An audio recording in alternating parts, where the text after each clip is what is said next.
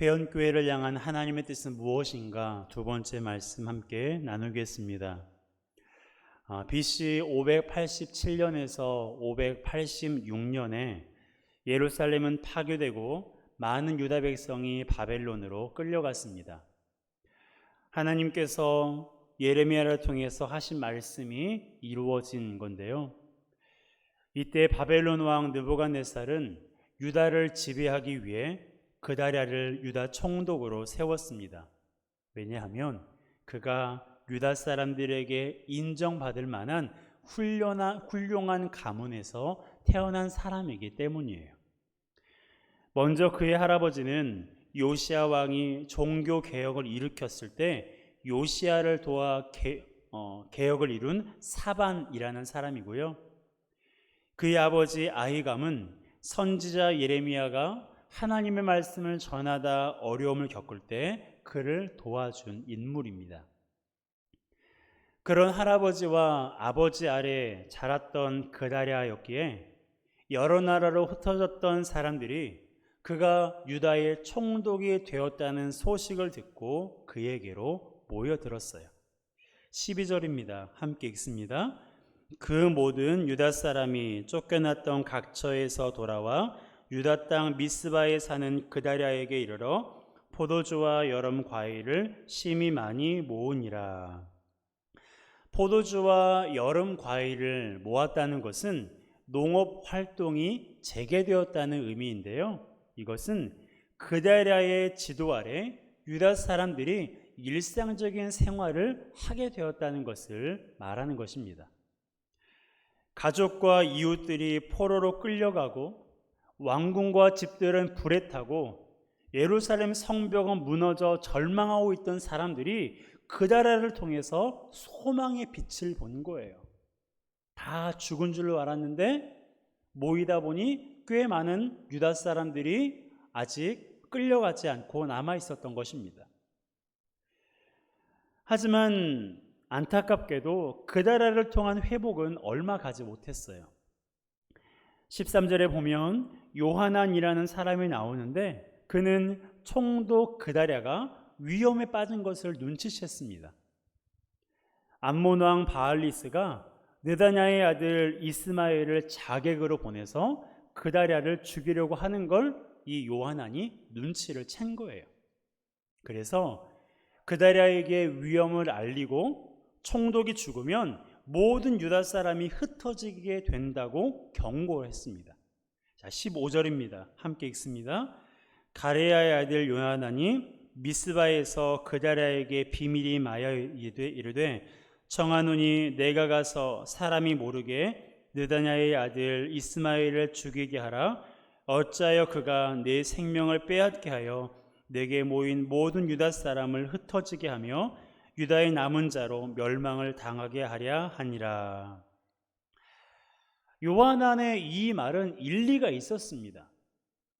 나라가 폐허가 되고 성벽이 무너져 내려서 모든 사람들이 절망하고 있을 때 그다랴가 유다 총독이 되었다라는 소식을 듣자 각국에 흩어진 유다 사람들이 미스바로 모여들었어요. 그런데 그가 죽음을 당하면, 그가 죽으면 어떻게 되겠습니까? 그를 따르고 그를 믿고 따랐던 사람들이 또다시 절망하게 되지 않을까요? 이것을 요하난이 알고 그다랴에게 이스마엘을 처리할 것을 경고한 것입니다. 하지만 그다랴는요, 요하난의 이 경고를 믿지 않았어요. 직접 이스마엘을 죽이겠다고 제안한 요하난을 만류했습니다. 16절 함께 읽습니다. 그러나 아히감의 아들 그다랴가 가레야의 아들 요하난에게 이르되 네가 이 일을 행하지 말 것이니라. 네가 이스마엘에 대하여 한 말은 진정이 아니니라 하니라. 어떻습니까? 그다랴는 생명의 위기가 닥쳐오고 있다는 것을 인정하려고 하지 않았어요.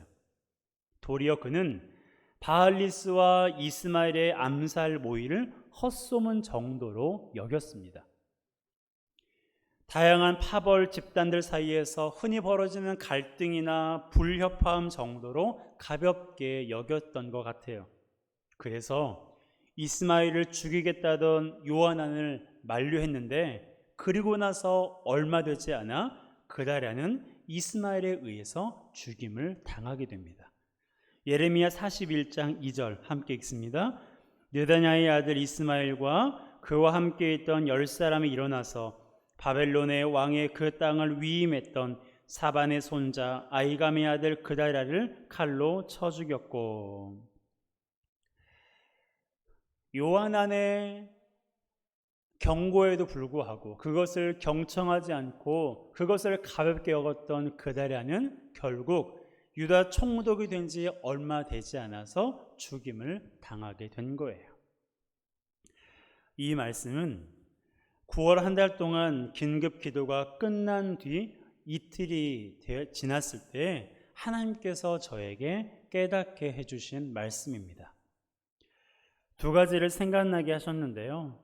첫 번째는 온전한 회복은 하나님이 주도하시는 회복이라는 것을 알게 되었습니다. 그다랴가 유다 총독이 되어 사람들이 모여들고 일상이 회복되어 나라가 안정을 찾는 것처럼 보였어요. 모든 것을 해결할 수 있는 사람이 등장하고 난처했던 일들이 풀어지는 것처럼 보였습니다. 하지만 그다랴를 중심으로 한 회복은 얼마 가지 못했어요. 한계가 있었습니다. 여러분, 우리 교회가 온전히 회복되기 위해서는 하나님이 주도하시는 회복이 있어야 돼요. 교회를 세우신 분도 하나님이시고 여기까지 인도하신 분도 하나님이세요. 그렇습니까? 그러면 이후에도 우리 교회를 인도하실 분이 누구십니까? 하나님이세요.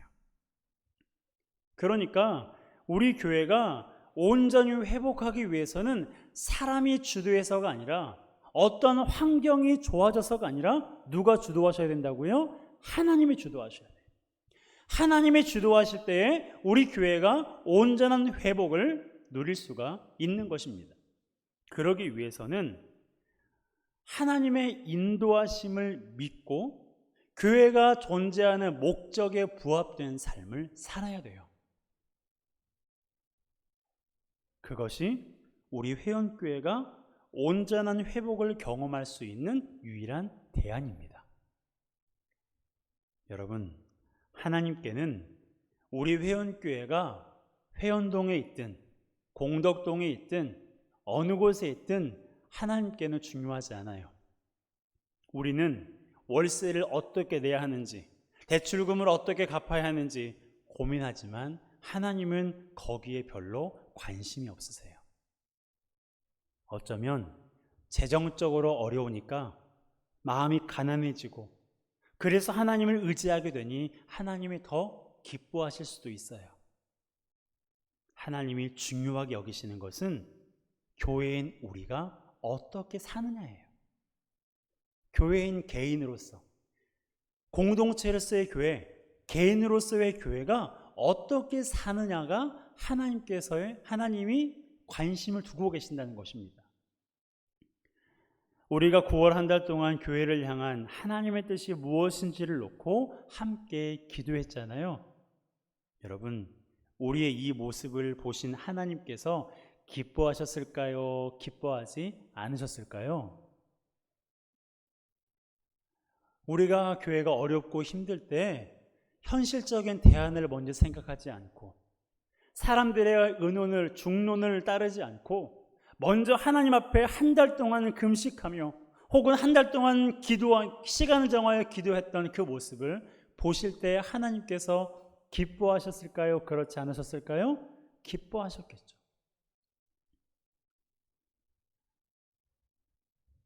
제가 이 이야기를 하나님께서 우리가 기도하는 그 모습을 하나님께서 무척 기뻐하세요.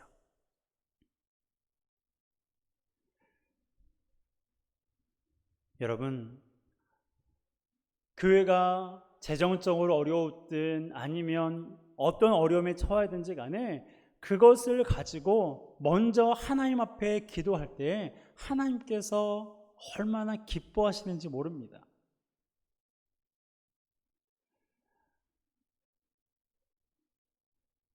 우리에게는 지금 여러 가지 그런 재정적인 어려움도 있고 그렇지만 하나님께서는 우리의 이런 상황들을 모른 척 하신 것이 아니라 오히려 그런 상황들을 통해서 하나님은 우리가 더욱더 기도하기를 원하시고 하나님께 매달리기를 원하신다는 거예요. 작년이죠. 제가 몇 개월 동안 이제 사례가 나오지 않자 성도들이 십시일반 돈을 모아서 한 달치 사례비를 주셨어요. 얼마나 고마웠는지 모릅니다. 그래서 제가 이 이야기를 몇몇 목사님들 모임이 있어서 그때 했어요. 그랬더니 그 목사님들이 뭐라고 했는지 아십니까? 그 교회 살아있네. 살아있다는 말을 먼저 하더라고요. 그렇다고 오해하지 마세요. 여러분에게 또 그것을 하라고 말씀드리는 건 아닙니다. 여러분에게 헌금을 더 많이 하라고 말씀드리는 게 아니에요. 여러분은 이미 충분히 하고 있어요. 어떤 분들은 힘에 지나도록 하고 있다는 것을 제가 알고 있습니다. 우리 성도 중 90% 이상이 하나님의 것을 구별하여 11조를 하고 있어요. 그런 교회 드뭅니다.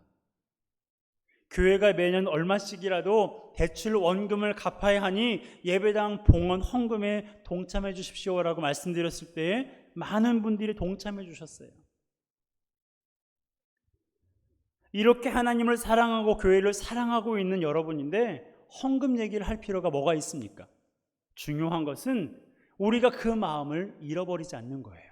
어떤 마음이요? 하나님을 사랑하는 마음, 교회를 사랑하는 마음을 잃어버리지 않는 것입니다. 더 나아가 하나님께서 우리 개인과 공동체를 교회로 부르신 그 이유에 합당한 삶을 살아가는 것, 하나님께서 그것을 우리에게 원하시는 거예요. 그럴 때 우리는 온전한 회복을 이루시는 하나님을 경험하게 될 것입니다.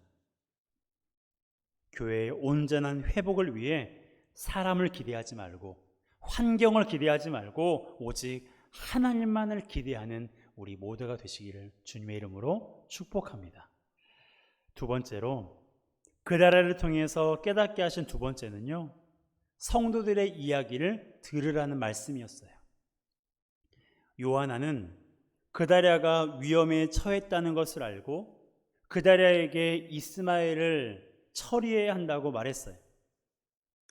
하지만 그다랴는 위험을 감지하지 못했을 뿐만 아니라 요하난의 말을 경청하지 못하여 결국 죽임을 당하고 말았습니다. 만일 그다랴가 요하난의 말을 듣고 이스마엘을 처리했다면 어땠을까요? 그다랴가 죽지 않았을 뿐만 아니라 사람들이 애굽으로 가지도 않았을 것입니다. 애굽은 우상을 숭배하는 나라였기에 하나님은 그들이 애굽으로 가기를 원치 않으셨어요. 하지만 그다랴가 죽임을 당하자 애굽으로 이주해 버려서 그곳에서 또 다른 하나님이 내리신 재난을 당하게 되는 걸 보게 됩니다. 하나님은 이 말씀을 통해 성도들의 말을 경청하고 마음을 모으는 것이 중요하다는 것을 저로 하여금 깨닫게 하셨어요. 그래서 오늘 예배 후에 여러분이 기도 중에 받은 말씀과 교회를 향한 하나님의 마음을 나누는 시간을 갖게 된 것입니다. 처음부터 그렇게 하려고 계획하지 않았어요. 어떻게 해야 되나 고민하고 생각하고 있을 때 처음에는 한 달 동안 기도했으니 이제 투표하고 결정해야지 라고만 생각했어요. 그런데 하나님께서 10월 2일 큐티 말씀에서 그러지 말고 성도들이 받은 말씀을 듣고 성도들이 받은 하나님의 말씀을 들을 것을 저에게 말씀해 주셨어요. 그래서 오늘 이러한 시간을 갖게 된 것입니다. 여러분, 교회는 예수 그리스도가 주인 되시는 공동체이고 예수 그리스도를 믿는 사람들의 모임이라고 말씀드렸어요. 때문에 이러한 시간은 무엇보다 중요한 일입니다. 그러므로 한 달 동안 기도하고 말씀을 보면서 하나님께서 주셨던 말씀, 하나님께서 여러분 각자에게 부어주셨던 그분의 마음을, 교회를 향한 그분의 마음을 자유롭게 나누어 주시기 바랍니다. 하나님은 그분의 뜻을 우리 한 사람 한 사람의 나눔을 통해서 듣게 하셔서 좀 더 구체적이고 좀 더 분명하게 우리로 하여금 알게 하실 것입니다. 그리하여 우리 회원교회가 사람의 뜻이 아닌 오직 하나님의 뜻대로 살아가는 거룩한 교회가 되기를 주님의 이름으로 축복합니다.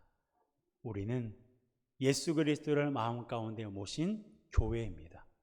그리고 우리는 예수 그리스도가 주인 되시는 교회 공동체의 한 일원입니다.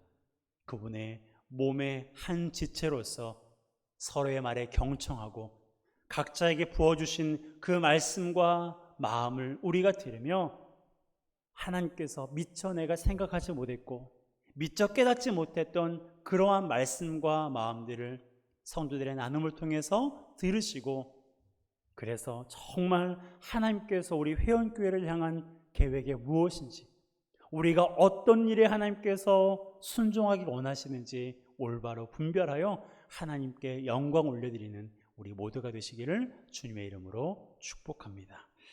이 시간 함께